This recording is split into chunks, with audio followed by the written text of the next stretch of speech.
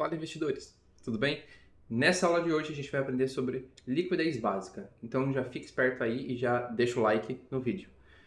Para começar, a gente tem que entender o que é liquidez antes de começar a falar sobre ela no gráfico.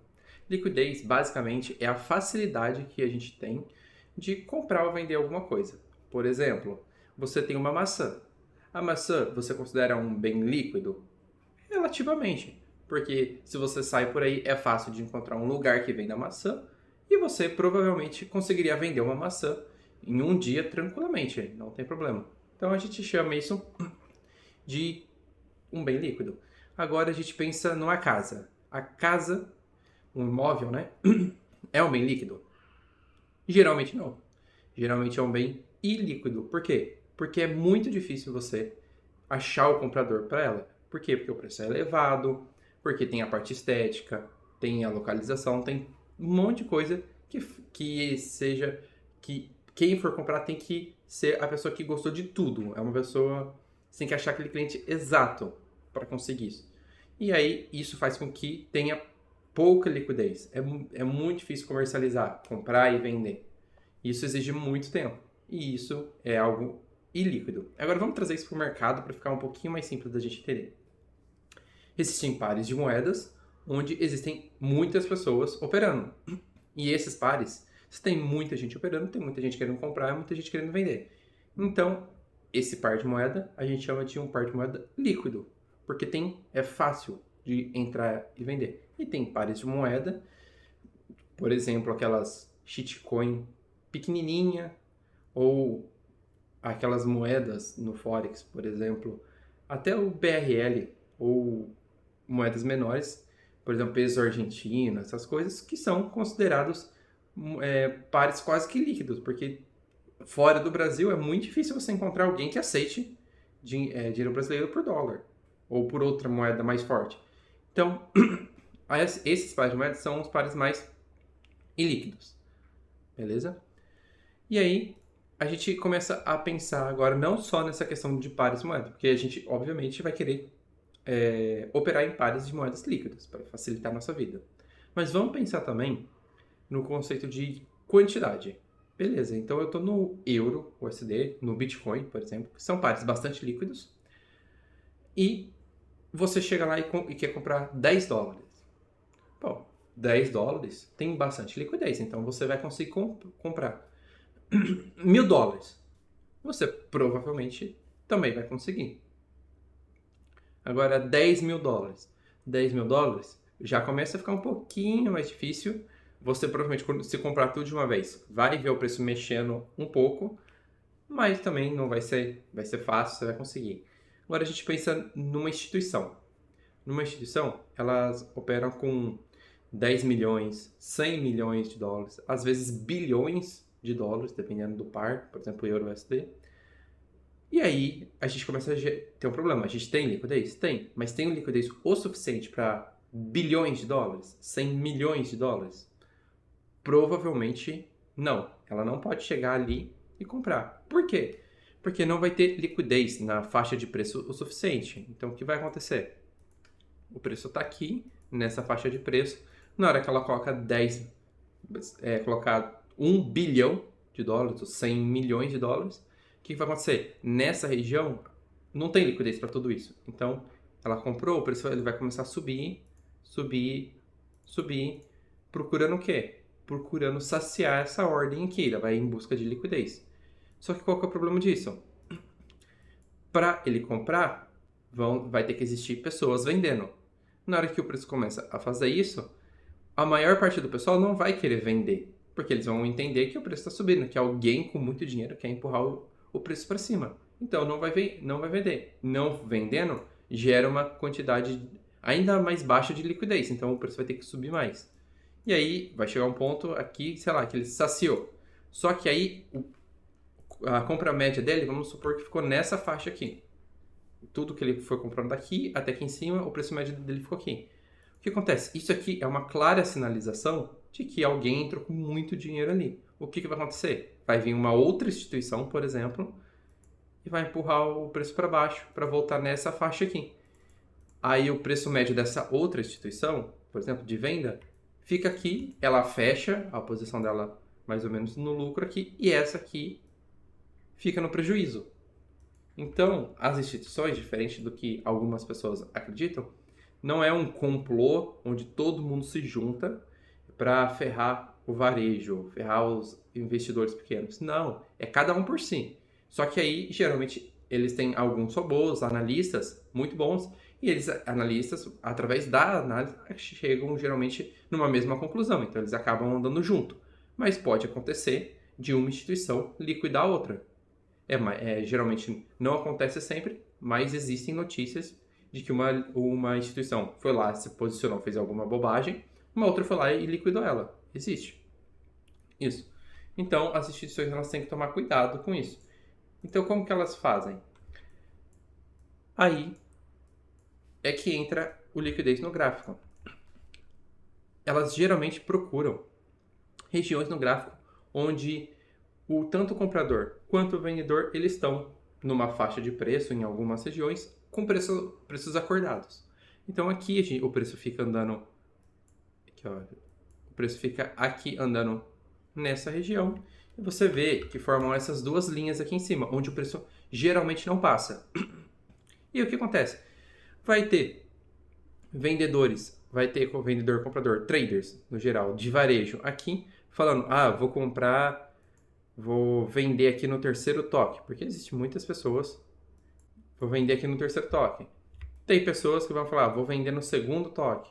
Tem pessoas que já vão vender aqui no meio e vai ter tudo quanto é tipo. E aí o que eles vão fazer? Eles vão começar a colocar a liquidez, os stops deles, em cima dessa região aqui. Vamos supor que a instituição ela quer também vender. Ela precisa vender. Só que ela não, nessa faixa de preço, ela não tem liquidez o suficiente. E se ela só vender, vai acontecer aquela história. O preço vai correr direto para baixo, vai dar oportunidade para outra instituição liquidar essa. Então ela não quer fazer isso. O que ela faz? Ela vem aqui, ela joga o preço um pouco para cima. Por quê? Olha o stop da galera aqui. Quando o pessoal põe stop aqui de uma venda, eles são obrigados a comprar. Porque o stop de uma venda é uma compra. Então eles são obrigados, por causa do stop, a comprar. E comprar onde? Num lugar errado. E quem que obrigou eles a comprar um lugar errado? As instituições. Então quem que vai vender para esses traders que vão comprar errado? As instituições. E o que ela queria? Vender. Então ela consegue preencher toda a ordem dela nessa região. E aí sim o preço pode ir para baixo. E aí o preço médio dela está nessa região aqui. Então ela fica protegida, por exemplo, contra um movimento de uma outra instituição. E é assim que funciona a liquidez. E não precisa ser só venda. Pode ser compra também. É a mesma história. Vai botando aqui, vai ter um monte de gente comprando e vendendo em lugares diferentes, até que vai chegar uma hora em que vai ter muita liquidez aqui. Aí o preço, a instituição quer subir, então a instituição vem, joga o preço para baixo, pega toda essa região de liquidez, força todo mundo que está comprado a vender num lugar vender mais barato, vender num lugar ruim. As instituições que queriam comprar, compram desse pessoal que está vendendo, e aí ela empurra o preço para cima. Isso aqui é o que a gente chama de liquidez básica, que é o que a liquidez está por trás, como que funciona a dinâmica da liquidez. Então, a gente consegue definir uma coisa. As instituições, elas sempre buscam liquidez, porque para elas se posicionarem, para entrarem e saírem tranquilos, eles precisam de regiões de liquidez. E aí a gente junta um pouquinho com aquela nossa aula lá inicial de estrutura. O que a gente tem? A gente tem que a estrutura é o caminho, é o meio para se chegar num objetivo. E a liquidez, que estaria aqui, é o objetivo. Então, liquidez a gente chama de objetivo final, que é geralmente a instituição ela monta o caminho para chegar até aqui. Aí chegou aqui, aí ela decide se ela vai querer continuar subindo ou se ela quer reverter para buscar uma liquidez mais embaixo, ou se ela quer continuar subindo para buscar uma liquidez mais acima. Mas a estrutura é o caminho e a liquidez é o objetivo. E aqui a gente tem alguns tipos de liquidez. Esse aqui, se vocês lembrarem dos outros vídeos, a gente tem nosso swing point aqui. Esse swing point, atrás de todo swing point, tem liquidez normal, porque os swing points, se vocês lembrarem da estrutura, aqui, swing points são geralmente regiões onde o pessoal coloca o stop. Então, normal que tenha liquidez ali. Tem vezes que faz sentido o preço voltar aqui atrás, porque os stops são aqui, e tem vezes que o preço não faz sentido vir aqui. Então, mesmo tendo liquidez, o preço não tem interesse de pegar aquela liquidez. Tranquilo.